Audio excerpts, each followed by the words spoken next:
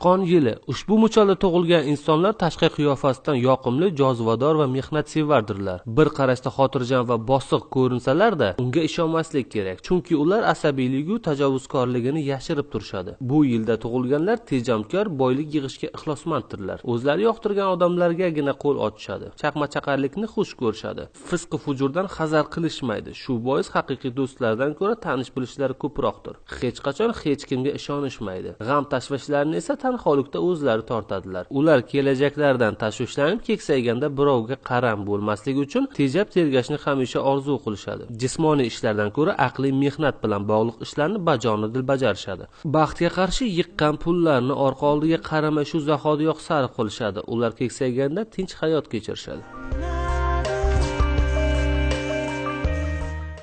Ho'kiz va sigir yili. Bu insonlar sabr toqatli, kamgap, ishonchga loyiq, vazmin, yaxshi fe'l atrofli kishilardir. Aksar hollarda sodda qiyofada bo'lishsa-da, aql zakovat sohibi hamda chuqur mulohaza yurita olish qobiliyatiga ega shaxslardir. Odatda kamgap, biroq ilhomi kelganda gapdon bo'lib ketishadi. Ular jismoniy jihatdan baquvvat, hayotning achchiq chuchugini totishga bardoshlidirlar. Turmushlarida oila katta ahamiyat kasb etadi. Bolalarni yaxshi ko'rib, ular bilan faxrlanishadi. Biroq buyruq berish o'rganganliklari sababli ularga ham tez-tez qo'pollik qilib turishadi. Ho'kiz yilda tug'ilganlar o'z oilasiga baxt saodat keltiruvchi haqiqiy mehnatsevar kishilardir. Ushbu muchal ayollar esa o'z oilalari uchun juda qattiq jon kuydirishadi. Oila ravnaqi uchun uni qattiqqo'llik bilan boshqarib borishadi. Erkaklarni ko'pincha o'z izmlariga tushirishadi. Ushbu yilda tug'ilgan aksariyat er-xotinlar xushmuomalali, sadoqatli, hissiyotli bo'lishi mumkin.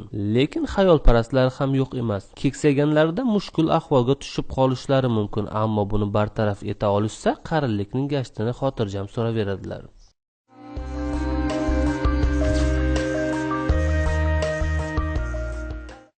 Yo'lbars yili. Bu muchalda tug'ilganlar hissiyotga beriluvchan, jahli tez va tartib intizomga rioya qilmaydigan kishilardir. Ular katta yoshdagilar yoki rahbarlar bilan tez-tez janjallashib turishadi. Hatto o'zlarining haq emasliklarini fahmlasalar-da, baribir bahslashishga tayyordirlar. Ulardan ko'pincha inqilobchilar, rahnamolar chiqadi. Itoat etishni yoqtirishmaydi, ammo boshqalarga aytganini qildirishadi. Shu bilan birga ko'pincha yaxshi o'ylab ko'rmasdan qaror qabul qilishadi yoki to'g'ri xulosani juda kech chiqarishadi. Agar biror ishni boshlashdan oldin yaxshilab o'ylab ko'rish va dono maslahatlarga quloq solishni uddasidan chiqa olishsa, katta muvaffaqiyatlarga erishishi mumkin. Tabiatan kurashuvchan, qo'rs va jizzaki bo'lib, ko'zlagan ishlarini uchun o'zlarini qurbon qilishga ham qodir. Ulardan yaxshi lashkarboshlar yoki korxonalarning rahbarlari chiqadi, lekin xavfli jinoyatchilar ham bo'lishi mumkin. Chunki tavakkalchilik bilan qilinadigan har qanday faoliyatni yaxshi ko'rishadi. Judayam jo'shqin va kuchli sevgi sohiblaridir, ammo ehtirosli bo'la turib, kamdan kamlari ishq muhabbat bobida baxtga erishadi. Dastlabki hayotlari osuda va halovatli o'tadi, biroq keyinchalik kuchli va shiddatli kechinmalarni boshdan kechirishadi. Shunga qaramay keksayguncha yashay olsalar, qolgan umrlari tinch va xotirjamlik bilan o'tadi. Bular odatda omadli insonlardir.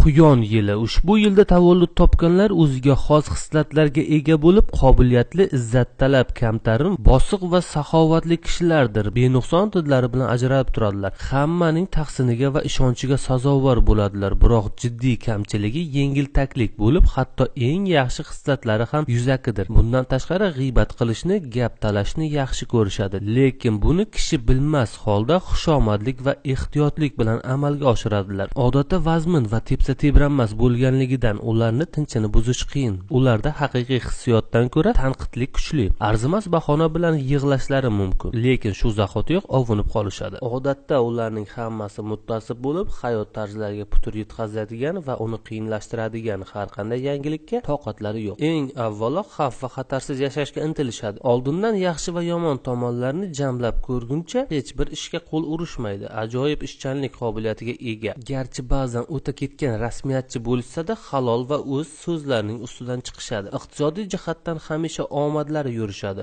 Epchillik bilan o'ylagan ishlarni amalga oshiradilar. Ulardan ajoyib ishbilarmon kishilar yetishib chiqadi. Hayotlari tahlika ostida qolmasa, iste'dodli huquqshunos yoki diplomat ham bo'lishlari mumkin. Bu yilda tug'ilgan ayollar mehmondo'stlik va yaxshi vakillik talab qilinadigan har qanday sohada o'zini ko'rsatishi mumkin. Umuman ushbu yilda tavallud topganlar o'zlari yoqtirgan odamlarga nisbatan juda xushmuomala va xizmatga shaydirlar. Lekin do'stlari manfaatiga xizmat qilaman deb eng yaqin kishilardan judo bo'lib qolishlari oson.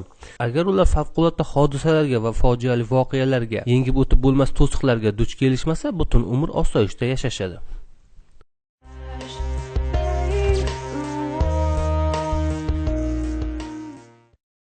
Baliq yili kimda kim ushbu yilda tug'ilgan bo'lsa, juda yaxshi sihat salomatlikka ega bo'lib, serg'ayrat va beg'ubor kishilardir. Pastkashlik, tilyog'lamachilik va g'iybat ularga umuman begona. Ular ishonuvchan va rostgo'ylardir. Ko'pincha yolg'on yoshq gaplar tufayli o'z tinchliklarini yo'qotishadi. Barkamollikka intilishi ularni o'ziga ham boshqalarga ham talabchan qilib qo'yadi. Ular ko'p narsani talab qilishadi, lekin talablaridan ko'ra ko'proq ishni o'zlari amalga oshirishadi. Odatda bildirgan fikr mulohazalari hamisha asosli bo'ladi. Soddalarcha ishonuvchanliklari tufayli ularni hamisha aldash mumkin. Shu bilan birga ular serzarda bo'lib, ba'zan tillariga erk berib yuborishadi. Biroq ularni fikr mulohazasi bilan hisoblashish kerak, chunki yaxshi maslahatlar berishadi. Qiziqib darrov ishga berilib ketishadi. Iste'dodli, o'qimishli va irodali kishilardir. Butun umr hech narsadan zoriqishmaydi. Har qanaqangi ishda ham muvaffaqiyat qozonishlari mumkin. Qaysi kasbni tanlashmasin, doimo g'alaba qozonishadi. Ular ko'pincha hamma uchun sevimlidirlar. Biroq o'zlari boshqalarni kamdan kam hollardagina yoqtirishadi. Hech qachon muhabbat umidsizligi yoki dog'u alamni ular boshidan o'tkazishmaydi. Ammo o'zlari muhabbat mojarosiga sabab bo'lishlari mumkin. Bu yilda tug'ilganlar kamdan kam hollardagina yoshligida oila qurishadi. Ba'zilari hatto umr bo'yi tanho yashashadi. Biroq bu ular ko'nglini cho'ktirmaydi. Aksincha, yolg'iz yashashganda o'zlarini ko'proq baxtli sezishadi. Qarz olishni va uzundan uzun gapirishni yoqtirishmaydi. Rahmdillikka moyil bo'lib, ba'zan qisqa muddatda bo'lsa-da, bundan boshqalarning foydalanib qo'yishiga yo'l qo'yishadi. Shoir tabiat va jo'shqinliklari tufayli butun umr ko'plab muammolarga sababchi bo'lishadi. Biroq keksayganda baxt, saodatga va barcha istaklarni amalga oshirishga erishishadi.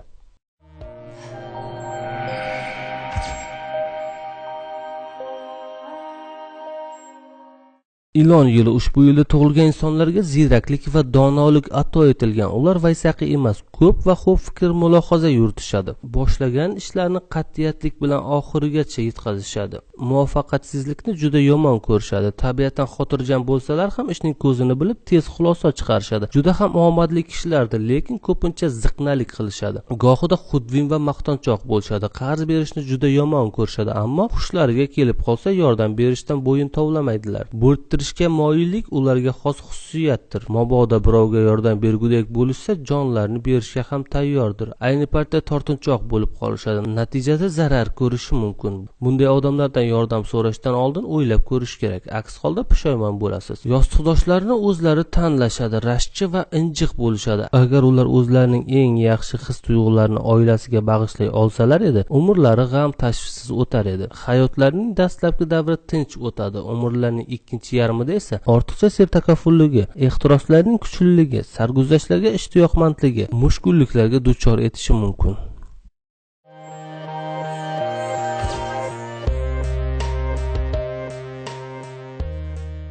6 yilda tug'ilgan insonlar ko'proq ishlovchi emas, ishlatuvchi kishilar hisoblanadi. Yaxshi kiyinishadi, ommaviy yig'inlarda qatnashadi. Ko'p gapirsalar ham aqlli va sezgirdirlar. Ko'pincha yaxshi natijalarga erishuvchi ajoyib sportchi bo'lib yetishadi. Hamma sohada ishlari yurishadi, ko'zga tashlanib turishadi. Boshqalar fikrini tez o'qib olishadi. Tabiatan mustaqil fe'l atvorga ega bo'lib, maslahatlarga quloq solishmaydi. O'zlariga ishonishadi, qadrlarini bilishadi. Shu yilda tug'ilgan erkaklar ayollarga befarq bo'lishmaydi. Muhabbat onlarda hamma narsani unutishadi. Xizmat vazifalarini ado etganda boshqa hamma sohada bor kuch va ehtiroslarni kuchga solishga harakat qilishadi.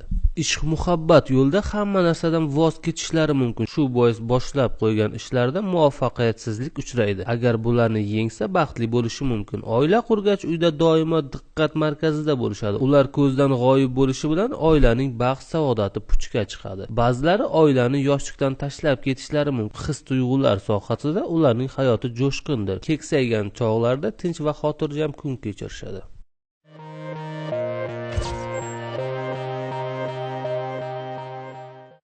Qo'y yilda tug'ilgan insonlar nafis san'at sohiblaridir. Ularning qaddi qomati kelishgan, istarasi issiq va tabiat shaydolaridir. Xulq atvori yoqimli, gap so'zida ma'no bor, o'zini tutishi oqilona. Shunday bo'lsa-da, tabiatan injiq insonlar. Hamisha nimadandir zorlanib yashashadi. Odatda xudojo'y bo'lib, turli xayoliy va o'ta tabiiy narsalarga qiziqishadi. Bular rahmdil va muhtojlarga yordam beruvchi yaxshi kishilardir. Ammo baham ko'rmoqchi bo'lgan narsalari o'zlariga tegishli bo'lmaydi. Ularda xususiy mol-mulkka hech qanday havas yo'q. Hayot kechirishlari ko'pincha omadlarga bog'liq bo'ladi. Javobgarlik hissi ularga begona. Tashabbus ko'rsatishni yomon ko'rishadi. Ularda did va iste'dod bor, ammo rahbarlikni eplay olishmaydi. Bir paytning o'zidayoq texnik va artistlik mahoratini qo'shib, oldingi ishlarni qoyil qilib bajarishadi, lekin hech qachon asosiy vazifani bajarishmaydi. Gaplari ko'pincha poyma-poy bo'lib, o'z fikrlarini qiynalib tushuntiradi. Goho tez, goho sekin, ba'zan duduqlanib gapirishadi. Hayotlari davomida ko'plab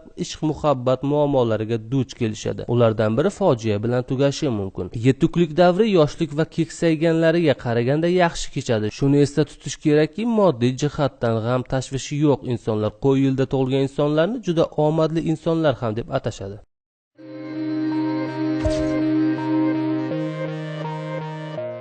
Maymun yilda tug'ilgan insonlar ko'ngliga kelgan ishni qiluvchi, ishonchga sazovor bo'lmagan va ters odamlardir. Biroq ular epchil va aqlli topqir bo'lib, eng qiyin muammolarni ham osonlik bilan hal etishadi. Ayni paytlarda ular quv va makkordir. Shu bois ular bilan doim hushyor bo'lib muomala qilish kerak. Ularning kirishimliklari va hatto har qanday xizmatga bel bog'lab turishlari ham munofiqonadir. Aslida esa o'z manfaatini o'ylab shunday qilishadi. Shuningdek, ular xushchaqchaq va iltifotli bo'lib, boshqalar to'g'risidagi yurakni ezadigan fikr mulohazalarini soxta xushmuomalaliklari bilan yashiradilar. Ular o'z faoliyatlarini avj oldira olmaydigan deyarli birorta soha yo'q. Bo'layotgan voqealardan hamisha xabardor. Xotiralari juda ham kuchli bo'lib, ko'rgan yoki eshitgan narsalarini mayda-chuydasigacha unutishmaydi. Barcha ishlari betartibligi uchun ham ularga xotira zarur. Ular juda hovliqma bo'lib, hamma ishni shu zahotiyoq amalga oshirib qo'ya qolishni xohlashadi. Arzimas to'siq ham ularning dilini xira qilib, rejalarini buzib yuborishi mumkin. Biror ishni boshlamasdan turib, shu zahotiyoq uning bahridan o'tishlari mumkin. Ko'pchiligi qat'iyatsizligi va hatto qo'rqoqligi bilan ajralib turishadi. Ularning har qanday mushkul ahvolga tushib qolganlarida ham unga chap berib qutulib ketishlarini munosib baholash kerak. Ular har doim o'z xohishlarini amalga oshiradilar. Amalparastlik ularning qonlarida bor. Hech ikkilanmay, hatto vijdonsizlik bilan bo'lsa-da, o'z niyatlariga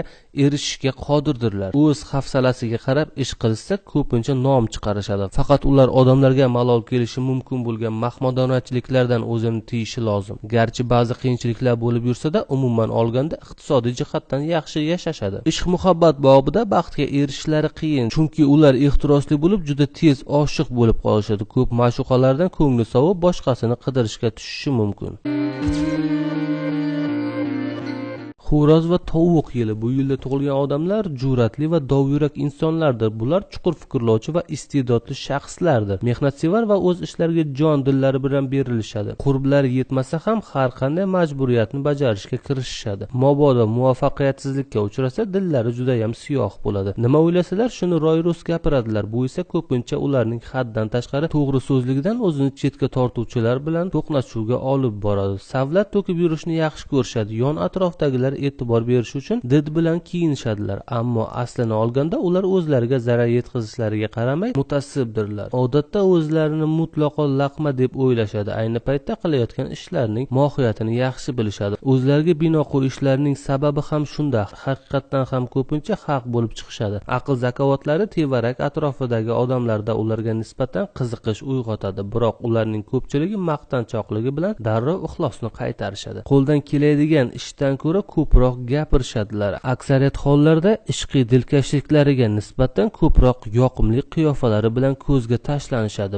Ba'zan dangasalikka moyillik bildirishadi, lekin aslida ularning faol bo'lishi uchun hamma asos bor. Pul ularga o'z-o'zidan kelavermaydi, o'zini ta'minlash uchun ishlashi lozim. Agar ular qat'iyat ko'rsatib o'z dangasaliklarini yenga olsalar, mol dunyo bilan ta'minlanishadi. Ammo ular dangasaligi va orzu-xayollariga berilishni o'zlariga ep ko'rsalar, bu ularning xonavayron bo'lishiga va obro' e'tiborini yo'qotishiga sabab bo'ladi. Ishq muhabbat bobida hayotlari ancha mashaqqatli kechadi. Sevgan kishisini qo'lga olmoq va qo'ldan chiqarmaslik uchun ko'pdan ko'p kuch-g'ayrat sarflashadi. Ular kambag'allikdan boylikkacha, yuksak muhabbatdan tubanlikkacha bo'lgan yo'lni bosib o'tishadi. Keksayganlarida esa baxtli va xotirjam hayot kechirishadi. It yili. Ushbu yilda tug'ilgan odamlar eng yaxshi insoniy xislatlarga xos insonlardir. Ular sodiq va sofdilligi sir saqlay olishi bilan o'zlariga nisbatan ishonch uyg'otishadi. Bundan tashqari ular hazil mutoyiba tuyg'usiga ega, mayda gaplardan uzoq insonlar. Haddan tashqari o'jar va tez surbetlik darajasiga borishadi. Ularning sovuq gaplar bilan fikr bildirishiga, o'rinli o'rinsiz tanqid qilishiga, hamma narsadan kamchilik topishi sezilib turadi. Har qanday nohaqlik ularda norozilik uyg'otadi va to uni bartaraf etmaguncha tinchishmaydi.